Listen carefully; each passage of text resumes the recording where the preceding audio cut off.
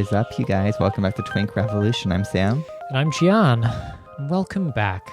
It's almost the end of the fucking year. Yeah, and we're back in lockdown. 2020. It's the year that wasn't. Yeah. Vaccines, though.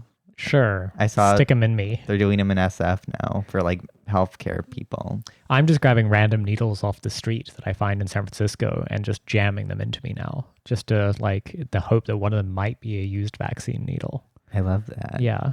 Reduce, reuse, recycle. Exactly. It's Greta Thunberg would approve. I'm telling all you little piggies you better take the vaccine. Otherwise, you're ruining my childhood. Well, if you think about it, the less needles you use, the less you get to force people in like Africa to mine for like nickel or whatever the fuck needles are made out of. I think they're just steel. Honestly. Yeah, I think that's good American Union steel. Thank you very much. I use a lead needle. Oh, perfect. I use depleted uranium. Yeah, they're depleted uranium tips. Yeah. Just the tip. It's just a sort of a callback to your Slavic heritage, your Balkan heritage. So you get the depleted uranium needle. Yeah. Lovely.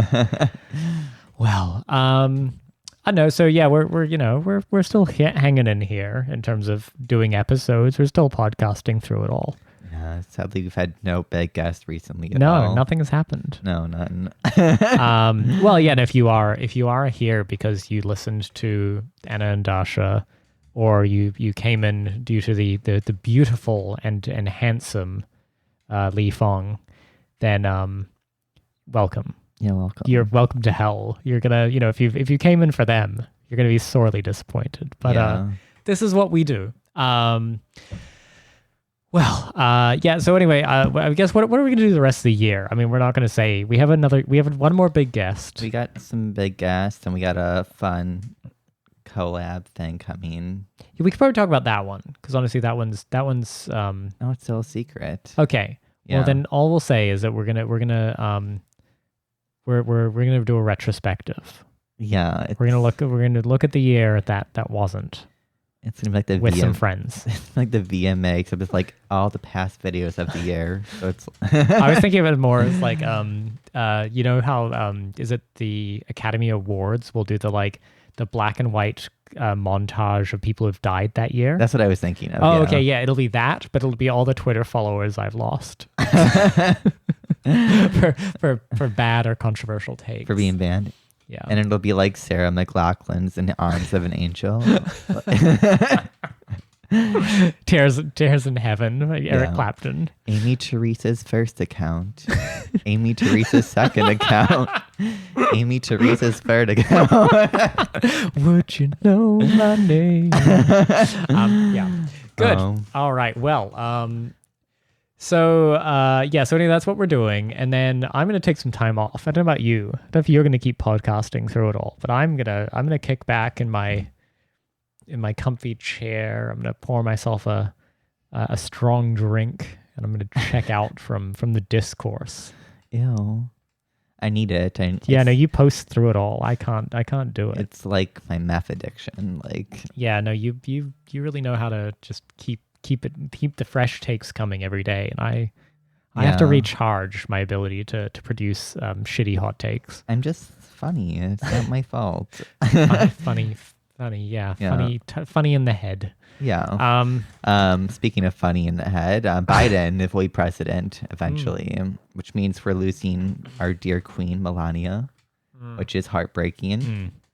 There was a really funny tweet. Did you see the one that was like, can you guess which of these first ladies has a doctor? And it's like Melania looking like a bombshell, and then like Jill Biden looking like the soccer mom who secretly says like the N-word to her like wine mom friends. Like, but I was like, oh, guess whose husband bombed the other's country? Well,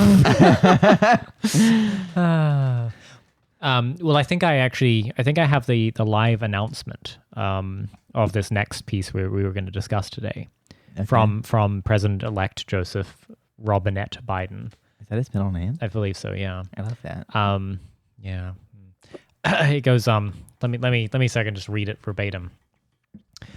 Well, when we were all in the bathhouse, you know that in the San Francisco in the 80s, and then the the love happened, and when with the look, Jack, what I'm trying to say is that the man I love, Peter Mayer, is he's the guy who's going to take us places, and if you're ready to go places together, then I want you to welcome Mayor Gay to the stage.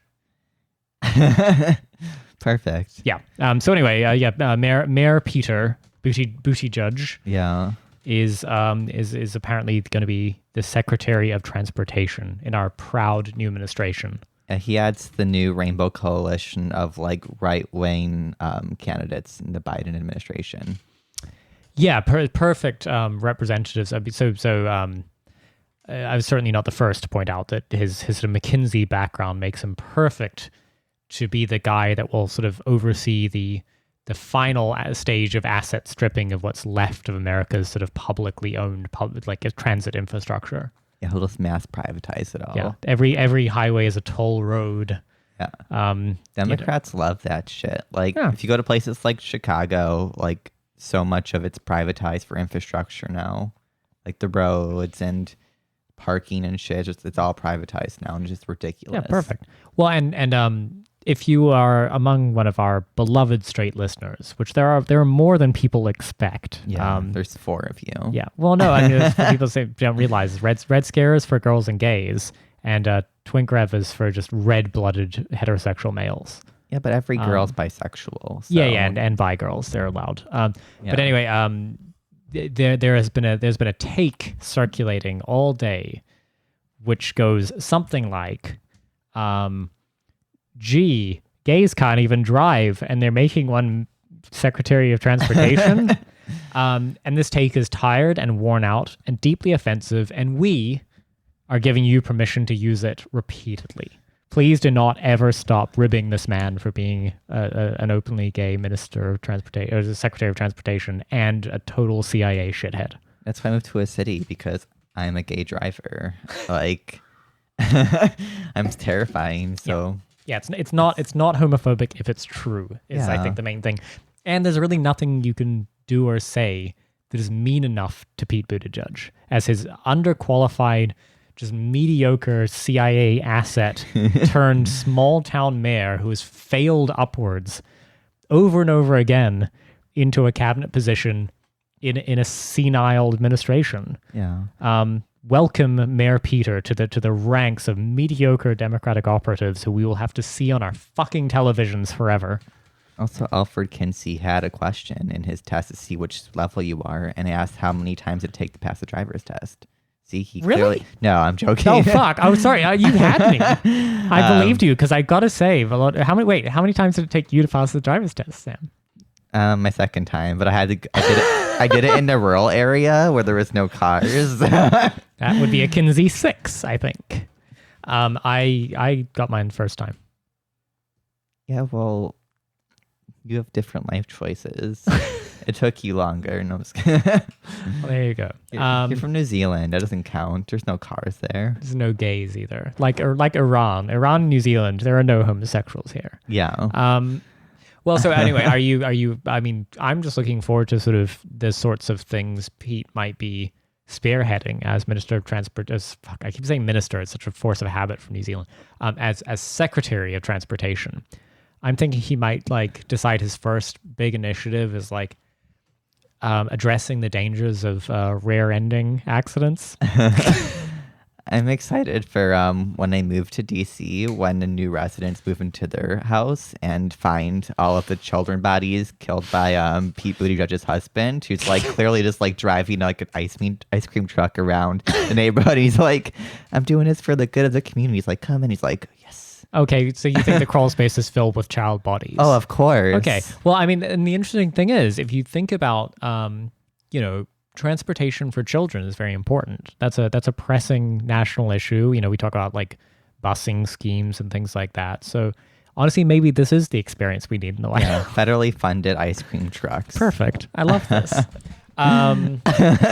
Yeah, I know. I'm just dismayed that this man who just, has effectively failed in every facet of life except doing this sort of just shithead think tank existence, that he's always been on the path to, like, all of this is just a setup for a media career. Mm-hmm.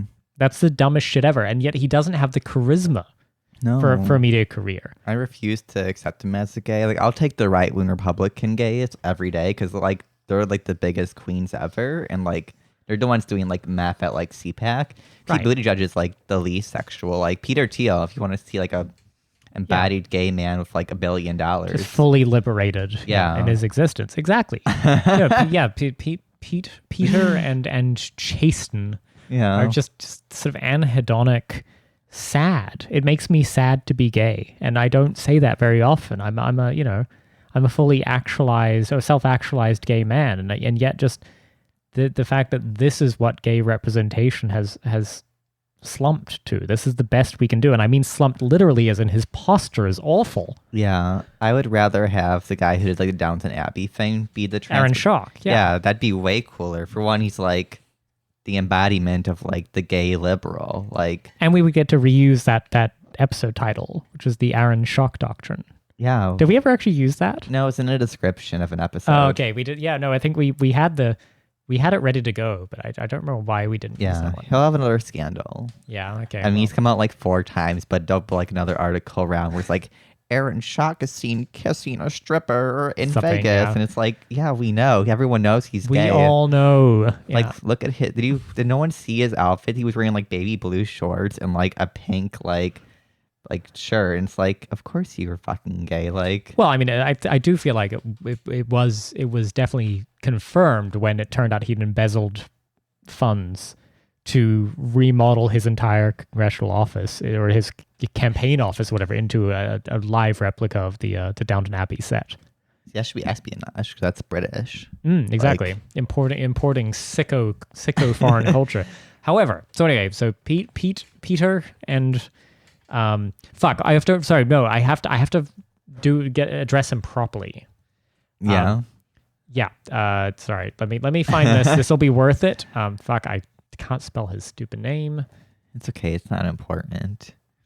Oh, Peter Paul Montgomery Buttigieg. Oh my God. Yeah, he's just more obnoxious the more when his folksy Mayor Pete, which is why I insist on calling him Mayor Peter. Mayor Peter Paul Montgomery. I'm gonna call him Montgomery Buttigieg. Monty Buttigieg. Yeah. Yeah.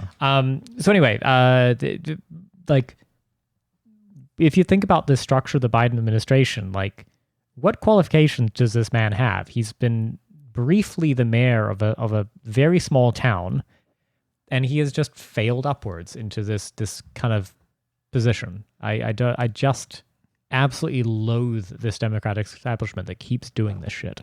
Well, like Biden, black people Nara also... Tandon has a fucking cabinet post. I hate this shit so much.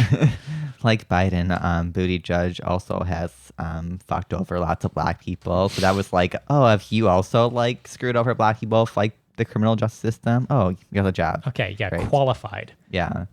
He's gonna do like just like endless like cameras, like what you imagine like the Vice special of like Vegas, like, or not Vegas, Jen with like the cameras everywhere, but it'd be like for like poor inner cities and just like everywhere's a fucking camera. That'll be our transportation infrastructure. Will just be cameras to show you people driving. Yeah. It also, the funny thing is, he came out in 2015. I just refuse to allow a man in his 30s who came out. He's 30? He's in his 30s, late 30s, I think. My God, he looks horrible. 1982, so he's what, 38, yeah. What's... So he came out in 2015. Yeah. I just refuse to allow him to be held up as an avatar for all gay men.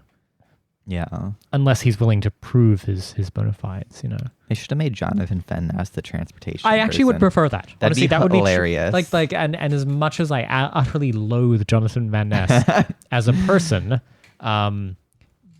you know, that would at least represent a better sort of, you know, just a better a healthier representation of what it means to be a gay person in America. Yeah. Well, anyway, quite enough of Mayor Peter. I'm sick of looking at his little rat CIA face. You can talk about AOC. Oh God, do we have to? So this is going to get us a lot of hate because we've just not talked about her for quite some time. I always talk about her. No, we stopped having to talk about her. She's boring. Because I think everybody kind of realized, like, wait a minute, okay, there's nothing here. We just collectively stopped talking about her. Yeah, it's because there's nothing to talk about, but now there is something to talk about. Can I do a misogyny briefly just before you get into what this specific issue is? For the first time in a long time, I heard her speak. Mm-hmm. And I forgot how much I fucking hate her speaking voice. Yeah. I just feel like we should have known. It's like I knew. Well, I know you. But I was really early on, the same with Warren, like where I was like, because I was kind of you were getting just reflexively misogynistic. I get it. I was getting into like the left wing stuff. It took you 2 attempts to pass driver's test. Of just, course you were that misogynistic. And I think because I had this slight outsider thing, I was like already like, oh, well, they're already like changing their views and shit. And like, Warren's never been a person I've been like, oh, like I can trust her. Like she's something off about her. Anyone with a purge face, like just instantly, like does not get to support a Sam. Yeah, no, the specific contention here, right, is that the squad, and her particularly, who were propelled to political office as the young firebrand radicals who don't play by the rules and yet just vote with all the Democrats all the time. Jimmy Dore, sort of comedian / political commentator / broadcaster, was criticizing AOC very vehemently over the idea that that AOC and the squad perhaps should withhold their speaker votes for Pelosi unless she agrees to bring Medicare for all to the House floor. A very reasonable proposition, given that somebody like AOC campaigned upon that. She keeps saying this shit. Like we need it. Yeah. Yeah. And so then everyone lost their fucking minds at Jimmy Dore, saying that he was just holding these people to an unrealistic standard, or that it was a political stunt, or that they just needed to like learn the art of political compromise, where you do everything your political opponents ask of you and then tweet about other stuff. Oh my God. I hate them. I just hate all these people. Not Jimmy Dore. I think he's actually he was cool. A good one. He's because like it's because the squad's grown like this like progressive-ish way of like people's like I think 15 now, and because they lost seats because they suck to Republicans, they have enough votes where they can hold Nancy Pelosi hostage. And it's like she's been freaking out about like all of them have been like saying like, well, we don't want to lose like a $15 minimum wage. I'm like, I'm pretty sure that healthcare matters way fucking more. You're like, you stupid bitch. Like it is. Like, cause she's like, basically like, oh, well, if we do this, we're not going to get $15 passed. And it's like, you're not going to get $15 passed. Like, that's complete bull crap. Like, well, you're going to write Pelosi a blank check and then what? Just trust that you'll just get what you want or something. This is insanity. And this is what I took to Twitter the other day. I was talking about the idea that like, if you're somebody like AOC and your rhetoric is, healthcare is a human right, just run on the sort of Bernie crap platform, right? Of like, healthcare is a human right, $15 minimum wage at least, et cetera, et cetera. And, I take her at her word that she believes these things. And then she's turning around and being like, do mutual aid. It's really up to you. And won't do something even like let's assume that there was no political capital to be gained here, right? By even holding up Pelosi's nomination just symbolically. Won't even do that. Either there's a constituency for something like Medicare for all, and you genuinely believe that there's a broad base of her constituents that would support universal health care and would like to do away with, establishment democratic politics where they always talk about what's not possible. Or, so in which case, like, fuck it, do that. Like, do everything. Fight tooth and nail, play dirty, and get what you want for your constituents. Mm-hmm. Or you never believed there was any constituency for this at all, and you really just have to play ball with the Democrats and play nice with Nancy Pelosi, in which case this was a grift. This is just charlatanism. These people never believed they could ever attain any of the things they were advocating for, in which case, fuck them. Right. So which is it? Like they're trying to do, like you said, the compromising thing. And I feel like if you're even like a socialist of any sort, I don't think any of these people really are. Like they're all like social dems. Self-identified democratic socialist. Yeah, I'm a libertarian Alexandria socialist. Ocasio-Cortez. Like they either like go full force and just use their platform to call out all of this bullshit. Like they can't just like didn't think, oh, we're doing party politics. Like no, like I think even like Lennon, if I mentioned, it's like, oh, if you're gonna run, like use it not as like a, oh, we're gonna build power through electoralism, but like to use it to call out all this like capitalist shit that they're doing, and like they're not doing that. Like they're not gonna do any of this that Jimmy Dore asked for, which like says more about them than like anything. 'Cause like they're all grifters. They're all gonna become the next Nancy Pelosi's and like Dianne Feinstein's and like. Well, apparently, and that's the thing is I'm willing to extend the benefit of the doubt to at least say, are they in a tough position? They are stuck between the people and the Democratic Party. They were elected on a kind of populist rhetoric that, it doesn't leave a lot of room for maneuvering. Right. But it's bizarre to me that all of these sort of self-declared sort of democratic socialists who have sort of been on the Bernie train since 2016 are all now making apologies and explaining why AOC voting for Nancy Pelosi to confirm Nancy Pelosi as Speaker of the House is actually just this kind of like four-dimensional chess game of like the politics of the possible or whatever. I'm like, you could have just voted for like a bunch of fucking Obama underlings if that's what you want. If what you want is somebody who will explain to you in careful, considered analytical detail about why Nancy Pelosi's like legislative agenda is really what we should pursue, while grumbling a little bit about it to the media on the side, then that's what you would get with fucking Mayor Pete and shit. Like that's that whole school of politics. Right. So anyway, I'm rapidly losing respect for, I already lost respect for AOC a long time ago, whatever. Don't worry, never really formed it except to say I hoped for more. I hoped she would do more.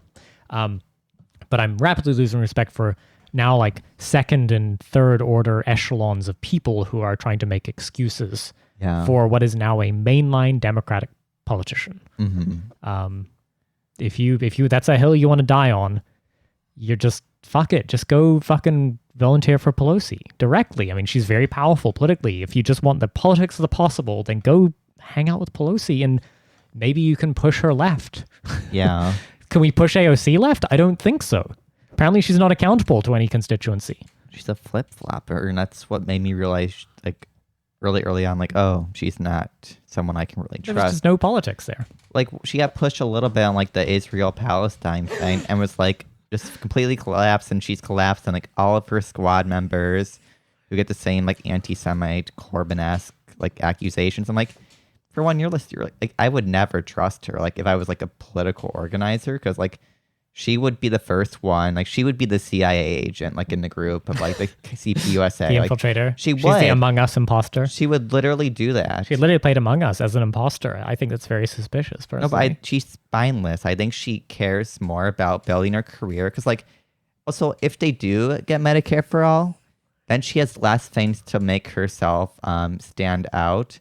If you keep egging it on, it keeps making you vote for her because, like, right. At least the other person won't do it. Like, she might still do it. Like, it's just a system. It's just right. Fact. You can kind of tease the possibility forever as a horizon. Like, it's just, well, I just have to vote like a mainline Democrat the whole time. But I'm playing a long game in which maybe I'll do something for you. Did you see her radicals video? Where, like, God, fuck off. And I was like, if anyone needs you should explain what the video was. So I can do it if you want. Yeah. Hello to all my fellow radicals. My radicals. Much love to all my radicals. We just need to keep pushing for mutual aid and electing Nancy Pelosi to be speaker. and buy my $68 tax the rich sweatshirt. She was wearing that. Love to my radicals. She was wearing that sweater Fellow as well. radicals was the phrase she kept using. Fuck off. Oh my god, it's such like cosplay. You don't get to. Well, yeah, that's the problem. You don't get to fucking LARP being a radical when you're literally a member of the government. Also, no radical would ever vote in fucking Nancy. Like she's not like, for one, you're in power. Like you just said, she's in power. Like there's nothing radical about that. Like who are you challenging? Like you already have power. You have electoral power. Also, like the fact she's not doing what Jimmy Dore is demanding shows she doesn't take it seriously, because this is the number one issue for Americans is healthcare. Obviously, because every single election, it's like, what are we gonna do about healthcare? But also, like, we're in a fucking pandemic. Like, people can't afford healthcare. People are like going into massive debt if they do get sick, which a lot of people are. And it's like, oh, you're just gonna like dick around? Like, congratulations, AOC. Sell some like sweatshirts. Yeah. Well, and the thing is, Jimmy Dore is not a firebrand young socialist radical or anything. I mean, he's a sort of anti-war, polite left liberal. Oh, I wouldn't say he's polite. Sorry, I mean polite Like as in his politics are polite. He's not polite. He's quite rude in a very entertaining way, which is why I would say respect. Right. Honestly, I have a lot more respect for somebody who will mime jerking off on a live interview while somebody's talking about like the politics of the possible or whatever. Yeah. And tell them to fuck off. Even if, whatever, his exact commitments to nationalizing, the means of production or whatever is probably, he might get a bit squeamish at some point, but holy shit, is he right on this issue? Right. There was a very funny video of him like a few years back where he went to the Oslo Forum, which is like the human rights commission run by like some like Venezuelan rich people. And he just literally called them out, like, why don't you talk about like America of having the largest prison population, all these things, and it's basically like yelled during the thing, like, you're a bunch of fucking fakes, and like all the all he swears and shit. Like he screamed at Matt Stoller. Yeah, he's like, good on him. You're a fucking asshole. Fuck you. Like I'm like, that's amazing. Like, no, exactly. Be rude to these people. It's good. Yeah, like being respectful is not going to make them like do the things you want. Like they're not going to do anything for you. They don't have to. Well, speaking of being disrespectful. Senator, Congresswoman, she's a senator, right? I don't even know. I've forgotten. It's funny. I thought I knew this, but whatever. Member of Congress, Tulsi Gabbard. Yeah. Introduced a law. Yeah, it's the Protect Women's Sports Act. I wonder what it's about. So the setup here is Title 9. Sorry, I know we get criticized for not doing research. I promise we kind of did do Title research, 9. But the problem is it's been a long day, so I'm Want me to explain it really quick? Well, yeah. So to explain what Title 9 does today about trans athletes. So Title 9 rule that trans athletes are covered under the aspect of sex, and that's why they have a right to be in the sport of their gender being assigned. But this bill wants to change that because Tulsi and actually it's pushed by a right-wing, a Republican person, but she's on board as well. And basically it's calling for the change in that where if you're a biological male, you cannot, it's like trans women and non-binary people cannot do like sports. Yeah, the language of the law is born biologically male, I believe, which is already getting into some like honestly murky ground. And I understand that there are people who are going to have sort of like just different opinions about like the politics of transness and the construction of gender and things like that. Yeah. But this is definitely like honestly flying into territory where I'm like, for one, who the fuck asked you? Right. And then also it's written in a way that is would be a deliberate provocation and repudiation of even the sort of like most mild and casual sort of, you might say, supporters of a kind of a notion of trans rights that sort of affirms the idea that like trans women are women. Yeah. Say. So like it's not like it's even like playing to a kind of like I don't know, Joe Rogan curious crowd who just have a lot of have some questions. Yeah. This is literally about if you take a sort of just what would be considered a kind of modern, polite, lib approach to trans politics, this is kind of meant to spit right in your face.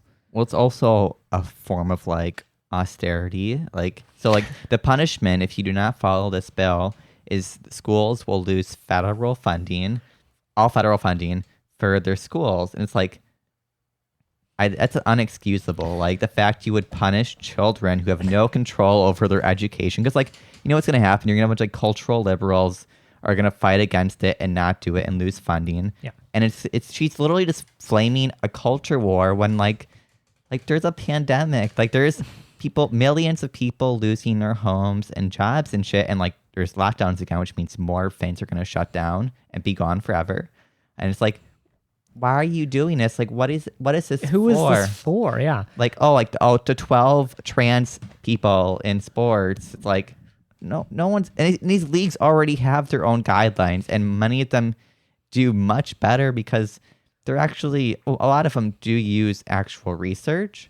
This one there's no scientific backing to any of this because guess what's considered a sport? Shooting guns in a lot of high schools, which Wisconsin You have does. a penis, you're definitely better at shooting. This would make that illegal. And also But Title IX applies to federally funded universities primarily, right? This is also child care. And schools, but yeah. so it's anything. But the idea is that it's a way of, it's a little bit like how federal highway funds are used to enforce a kind of, they see something they can't federally legislate directly, like drinking ages. Yeah.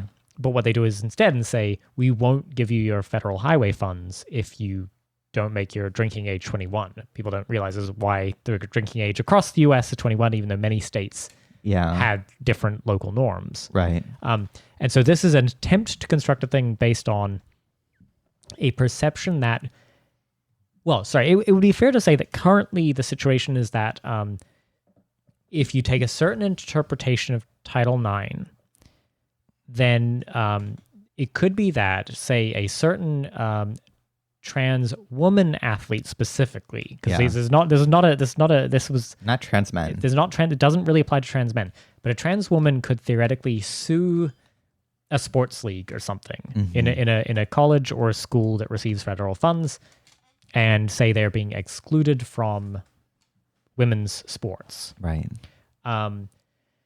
And, that has caused some contradictions, and that's probably around the edges in a handful of cases that are over-reported on, essentially. Yeah. Yes, that definitely probably causes some issues. And, there are genuine questions about a sport like, I don't know, wrestling or boxing or something, where you can ask some legitimate questions here, and they're not polite or pleasant questions, but you could ask them. Right.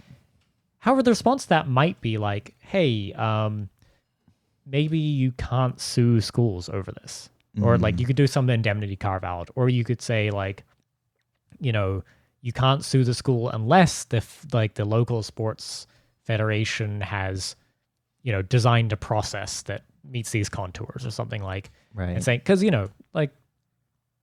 boxing uses weight classes, so that you and me, if we were to become boxing enthusiasts, would not end up just getting slugged out by Mike Tyson. Yeah. At least only sexually.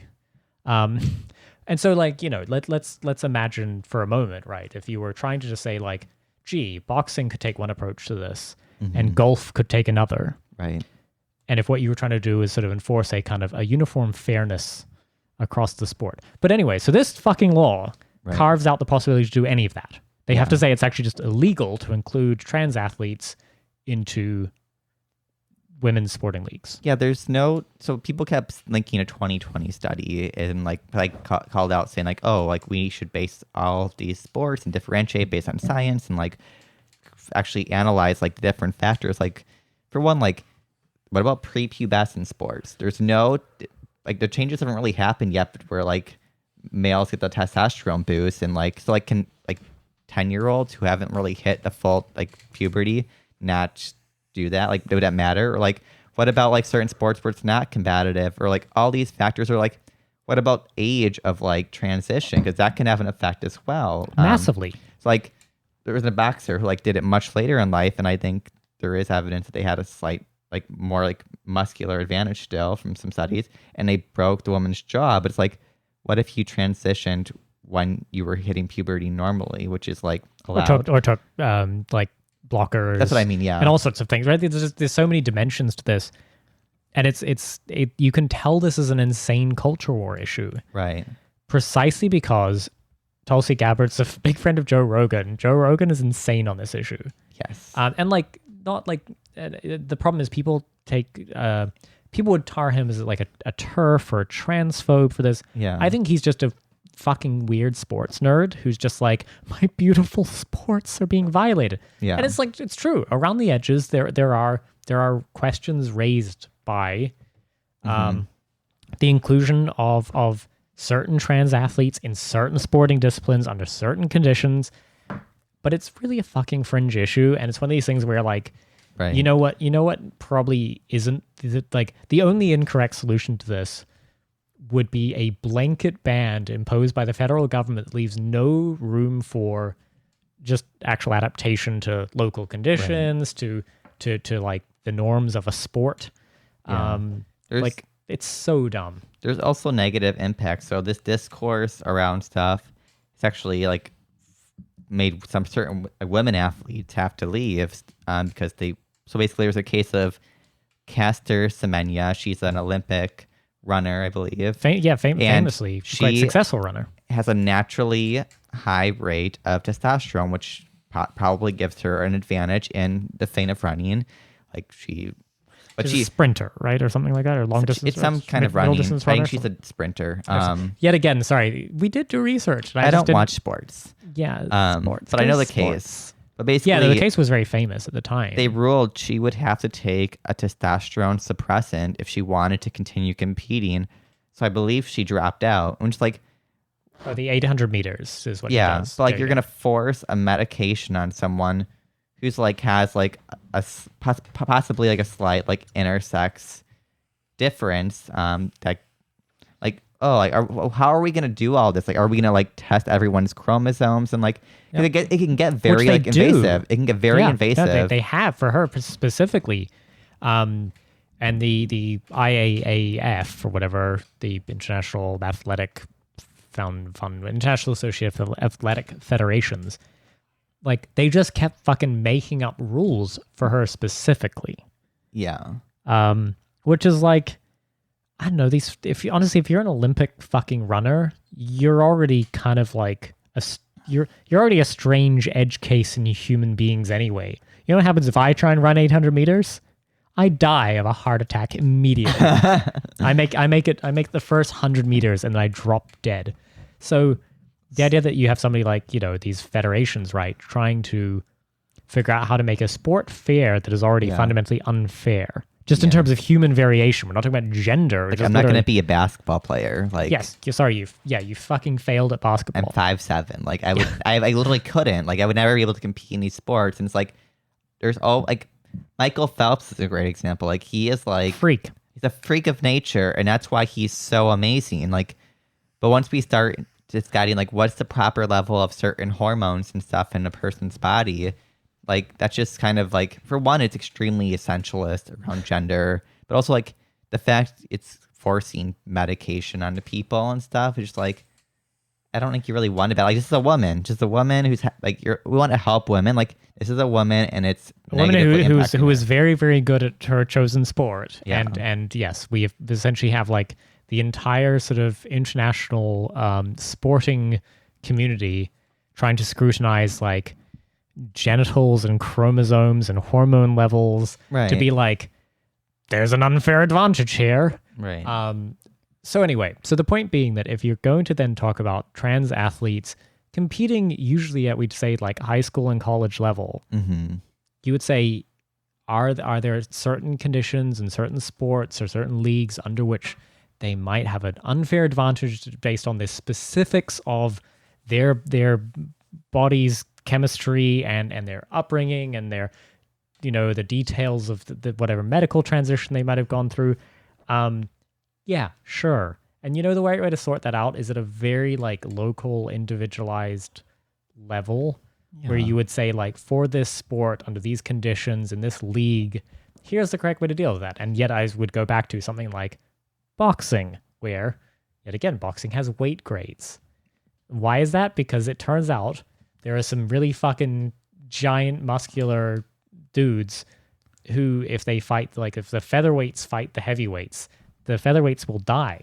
Yeah. And so they've sort of made peace with the idea that, like, hormones aside, just merely like certain people will compete differently in order to create a sense of fairness or to create a sort of a sporting league, that you might change local conditions.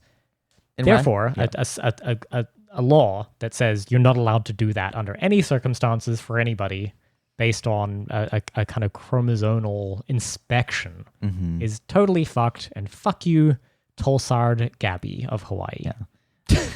But also, like, in wrestling, for example, in high school, if girls want to do wrestling, they compete with boys. Really? Like, there's no girls' league in Wisconsin. Oh, I didn't know that. I knew girls who actually kicked ass, who competed against boys because it's a weight class thing. If girls, there's a lot of cases of like girls, if they want to play football, they have to play with the boys.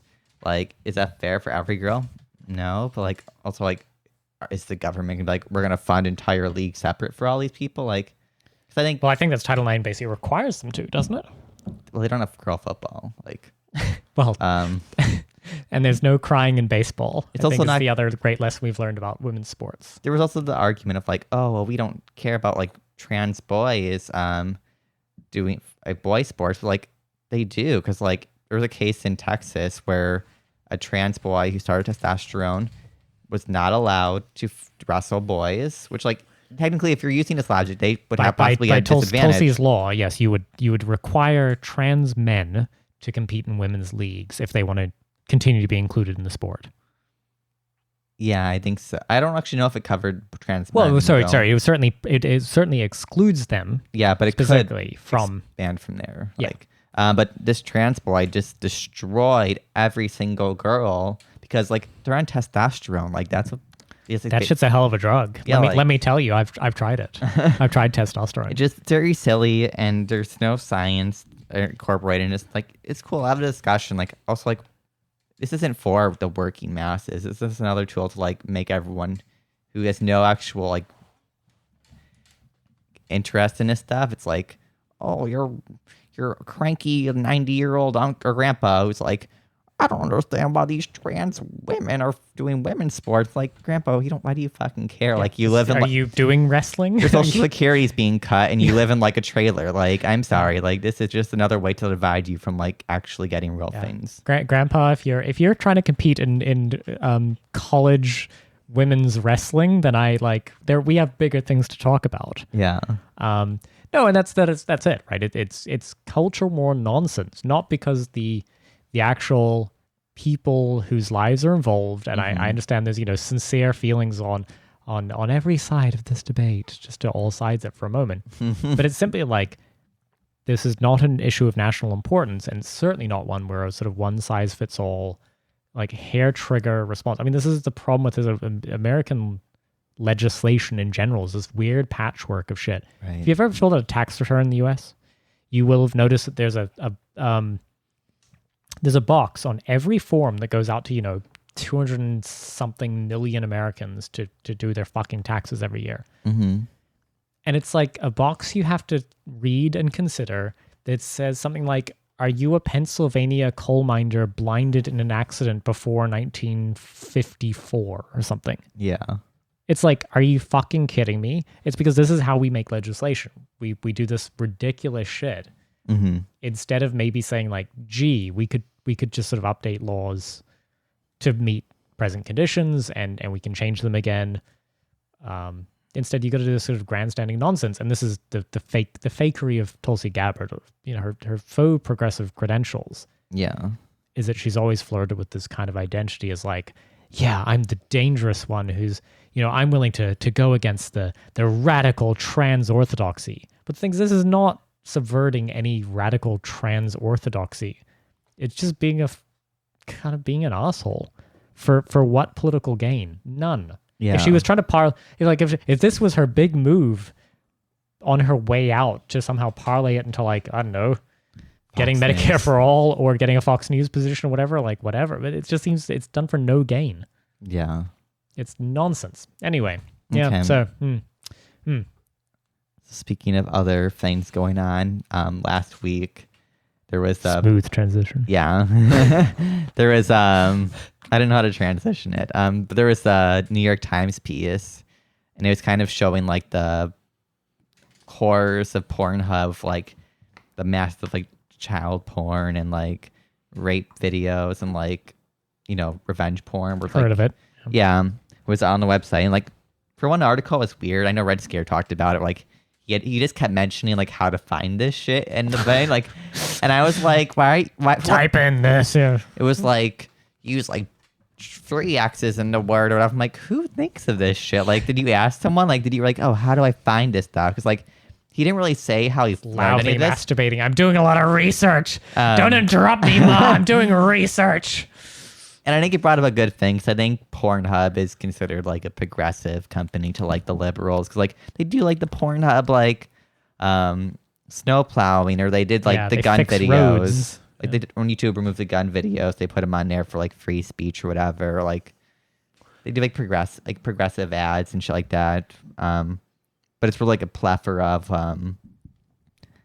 horrible content that's like in underrealms. And they don't hire a lot of people to remove all of this crap, which is also like a horrible job that like third world people have to do. Like their job is literally to go through all of like the child porn and rape videos and like, is this good or bad? And like, Right, and any of these content moderation jobs are horrific. particularly horrific. Like Twitter on as Facebook, well. Twitter, all of them. It's you're gonna be just watching like child rape and like snuff films all day, pretty much. Yeah, wonderful. And Pornhub, after a week of this article really trending within the sphere, has made some major changes, and people have a lot of views. So What were the changes they made? So right now they only allow verified content. So verified accounts can only produce content, which they have some of that right now, mostly with affiliates and like studios. Everything else was deleted, and all new uploaded content can never be downloaded, because there was an issue of like, if You could save a video. and it's permanently on the internet, because you're never going to delete it. Which like I think that makes sense. I'm not sure they can really technically enforce that, honestly. Like people can always screen record and shit like Yeah, that. But I don't I guess know. they make it a little harder. yeah. Poor And choice then- of words on my part. They're gonna allow people to become verified accounts. I think said in 2021. It's funny. Do you follow Rose Kalemba on Twitter? Yeah. Yeah. So like she's got a famous case that's been reported on in the media and things like that of like and I don't want to recall the details incorrectly, and Rose, if you're listening, hi, sorry. This is off the cuff. I didn't do any research here. Yeah. But I believe, I mean, she was raped as I think a 14-year-old, and her just horrendous rape at the hands of some man or whatever was filmed and ended up on Pornhub. Yeah. And so much of what I think was already naturally traumatizing about that event for her ended up worse by the fact that her attempts to get that taken off Pornhub were really fucking difficult. Took years. It took I think. years, Yeah. to get this like literally a video of a crime with a child victim, where the victim is saying, "This is me, please help." Yeah. And Pornhub didn't really give a shit. Right. And like, it's too easy to conflate these discussions between like, is porn in the abstract bad versus is this one for-profit corporation that profits off this, are they behaving well? Right. And the fact that, it kind of just negative publicity, essentially the cost of the negative publicity when the New York Times decides to run the story was sufficient to make them change tack in the same way like, Tumblr took down all their porn or whatever. Like, someone made a good point though that this could actually help force people to pay more because they have now control over all of this. Like they own all the like major, like it's not just Pornhub. It's like I think it's like RedTube and like I think they all bought these, up a lot of those brands. they own like all of them, and they're all applying this logic. And someone was like, "Oh, maybe they could enforce people paying more," which like whatever. Like I don't really care. But I think the issue with the article and a discussion around this is it's not discussing why this is happening in the first place and why these companies aren't acting in a way that makes sense. Like if you were going to be logical, you would have more systems to get rid of this stuff versus like these weird things. Like it's going to go somewhere else. Like it's like, but it's capitalism. Like these companies are going to do profit. And if like they don't do it, someone else is going to produce it. Because we have this like weird free market crap system where there's a profit incentive to always produce what people want, whether it's okay or bad. And in this case, like unlike things like drugs, where like drugs do destroy lives, this is like they're selling content. It's like literally like the victimization of like children and women and like men, like right, like because like yeah, just like it's like oh like. Well, I don't think the issue is, and as those words left your lips, the problem is it does sound superficially similar to an argument made, which is a moral argument about porn, which you may or may not agree with, but at least to say that this is a for-profit model of exploitation, that is not only just the sort of the mass exploitation associated with a kind of a capitalist enterprise of this sort, where they're saying, you make the porn, we will sell it, and the difference between what we pay you for making the porn and what we sell it for is surplus value. It's profit on for us. Yeah.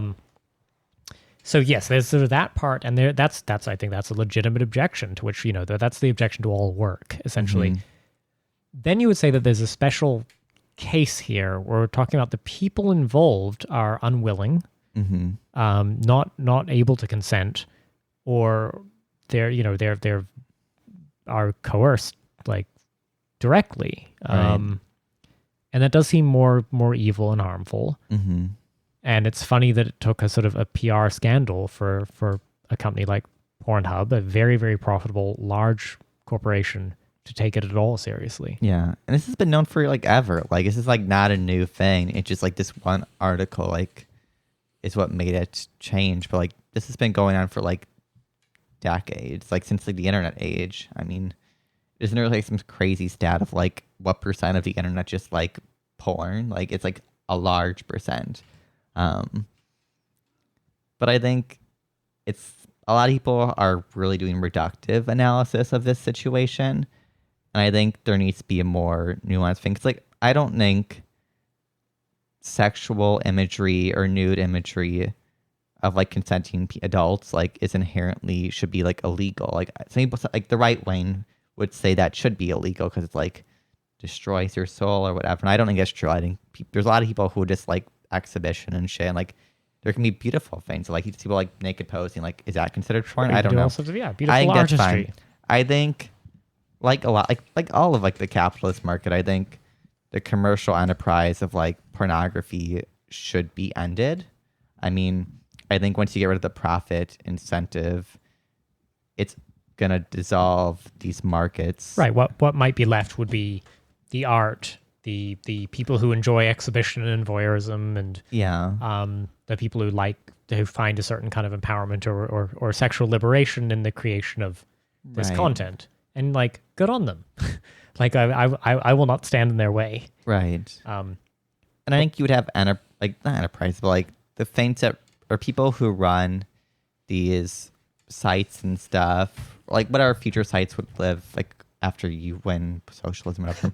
We're doing that kind of prefiguration. No, but I'm saying like once there's not a profit incentive, you can take into account like a societal aspect of like, how do we ensure the best for society? Like, how do we make sure like there's not like giant child porn rings functioning? And I think once the profit incentives out, like you're gonna they can take it more seriously because like they're not functioning for profit first. They're doing like society. Didn't seem like you're saying if I was running my my local horizontalist community mutual aid porn site, sure, that if I was not dependent on it to make my living, yeah, and that if the extraction of profit from it was essentially impossible, right, then I might be less incentivized to, just sort of turn a blind eye to child exploitation. Also, just material condition stuff like.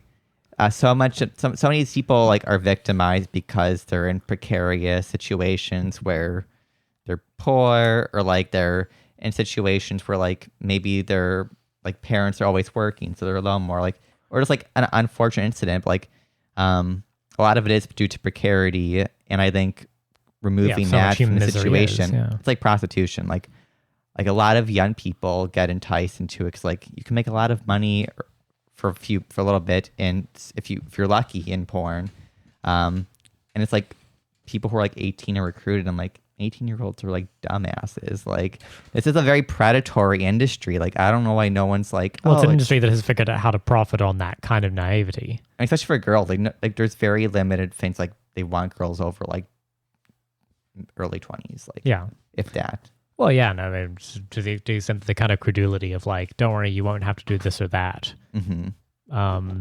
Yeah, no, it's very sad. So anyway, it's unfortunate what ends up happening, right? Is that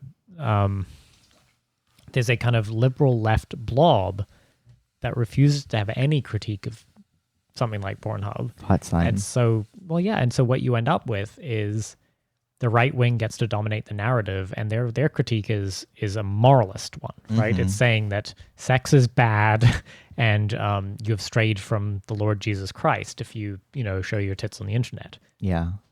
As opposed to what would a strong left wing critique of a for-profit corporation that profits directly off human misery look like? Right. And I don't know. I mean, that's the one I'm happy to get behind. I have no moral objection to porn.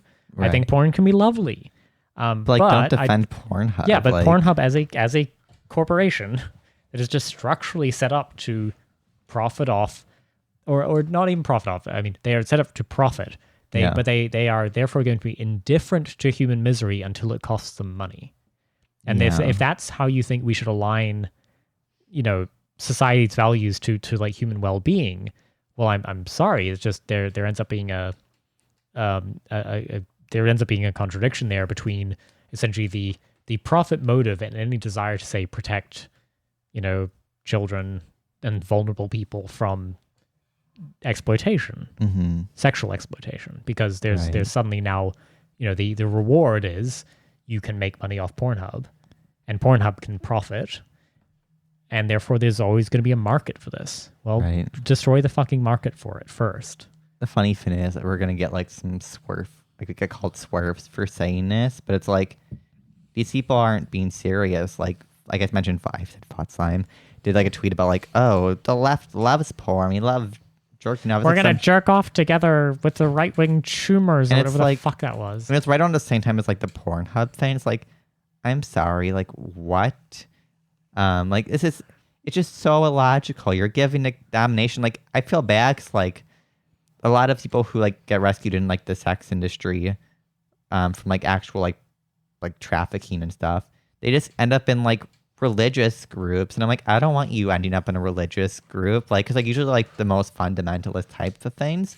Well, the ones most willing to say what happened to you was evil. Yeah, when like the left could totally like do things to like help fight for them in a way that's not like, we're gonna, like the IWW was like, we're gonna sex work as work. I'm like, you're just supporting the industry, like you're not supporting the workers. The individual workers. The thing is, I have nothing but love and support. Right. In my heart for sex workers of all stripes, from bourgeois NYU grad school cam girls, through to the most deprived survival sex workers, like but I would still then say, gee, I really fucking hate that your choices in life were reduced to generate profit for somebody else with your body, or just subject yourself to the moral scorn of a censorious right wing.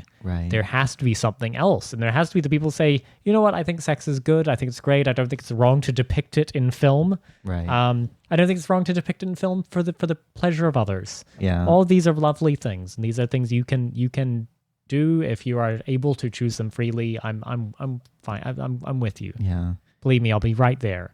But it's certainly it's weird where we back ourselves into a weird ideological corner where we end up saying, gee, Pornhub must be great. Yeah, which is what people are doing. But how? This is a massive corporation profiting off human misery. I think Goldman Sachs is amazing. Goldman Sachs has given loans to people of color, therefore they're amazing. And all the other human misery they've caused to everyone, to everyone of every stripe, race, and creed, we'll just ignore that because you'd be, ignoring the good things they've done. It's like, well, we just don't have to do this. This is a weird kind of like, it's always accepting a right-wing framing.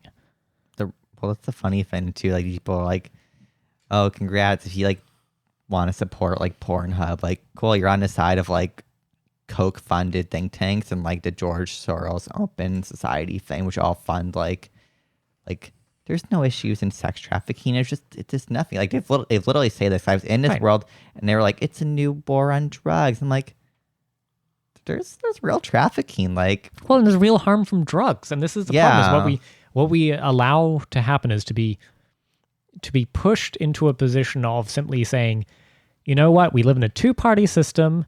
There's the good guys and the bad guys, and the bad guys, which is a truly kind of revanchist religious right or whatever, who are just moralist monsters, and they're horrible. Yeah. And their framing is, your body is a temple. Sex is a shameful act that should only be done through a hair shirt, with a hole cut note or whatever, with the lights off. And instead of saying, I mean, like, you're wrong on those points. Yeah. What we end up doing is actually like, no. Public sex in every kindergarten should be legally required, and and actually like heroin should be injected daily to every citizen. It's postmodern bullshit. Well, it's just no, it is silly. Yes, it's a sort of bizarre Hobson's choice of like, there is no. This is the illusion of choice to say if somebody does not have the option to choose freely to maybe do certain kinds of sex work, but the alternative is starve and die. Mm-hmm. That's not a choice anymore. Right. It's false choice. I am all into giving people choices in their lives, but the problem is people just simply ignore the fact that there's no choice, and therefore this is coercion. Right. It's nothing about a moral judgment of the actual act itself. It's saying it's the my moral condemnation is of anybody whose life choices are restricted to, gee, better sell your body. That's that, or if you want to die on the street, then that's just your choice. Yeah. Fucking neolib nonsense. It's so diluted, like, from the reality, because there's like any person that chooses to speak out is like a person of the industry or who survived, like, just gets instantly called like a TERF and a SWERF and like an ableist now, and like all these dumb fucking shit for like, oh, you don't think people have right to sex people's bodies? I'm like, no, like no, I do not believe one person has a right to another person's body. I'm sorry if that's a reactionary position. Like, go watch like Mandragora or like Body Without Soul or something, like these things about like these free people now who are like all these young boys, for your 14, 15-year-old Czech boys just freely choosing to go and like prostitute themselves on the streets of post collapse Czechoslovakia, and like this is just taste the freedom, baby. Yeah, it's great. Well, I know, and that's the problems, and if you are a sex worker of any stripe who listens to this and are not already our BFFs,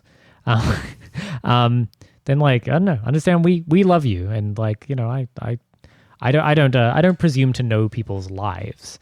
I would only say that I think when it's people sitting in ivory towers dictating the terms of a discussion around the choices people get to make in their lives, I'm sorry. I'm just always going to go tell them to fuck themselves. Yeah, we're not making this is the issue, like the liberal moralism, like you're a good or bad person. Like we're not making a value judgment about like every individual. Like I'm not talking about people in the sex industry. I'm talking about the industry itself, the systemic, like class reality profiting off it. Like you can't make things an individual conversation. They have to be like systemic. You need to understand the realities of like the broader picture. Like, cool, I know people in porn who are like, I do like what I'm doing, and it's like cool, but there's also like 90% of the people like who did it because like they can't pay for college, or like I remember in Britain there was a lot of articles like, oh, like nursing students are doing like prostitution because they can't pay for their like housing and shit. And it's like, yeah, I'm talking about this broader picture. Like let's end that. Let's make sure that no one's being forced into like an industry that's horrible. Like don't everyone sees personal. I'm like, it's not personal. I've never diminish or like yell at a person like you're a bad person for being a OnlyFans person or once being a prostitute. Like that's right wing bullshit. Like, and I'm not doing that. Like, yeah. Well, I think we've probably kicked enough hornets' nests for one night, haven't we? Yeah. Yeah. Go. If you like our beating up on sex workers and just innocent pornographers. Yeah. All those poor pimps. Yep, or you love our takes on trans athletes, or if you're a big AOC stan and you just love our thoughts on her, yeah, or if Pete Buttigieg is an aspirational figure for you and you just Gay enjoy icon. those figures on them, then you might want to go to patreon.com/twinkrev to help support twinkrev.com, our online magazine, where I've got to say I invested. The reason we don't do any research for this fucking bullshit show is because that's where I invest a lot of my efforts. And so that's where we basically fund our writers, our amazing team of writers, many of whom we haven't met yet. And so anyway, if you want to go support that, we would love it. It really does make a difference to us. And if you already support us on there, thank you. We love you. Bye. Bye.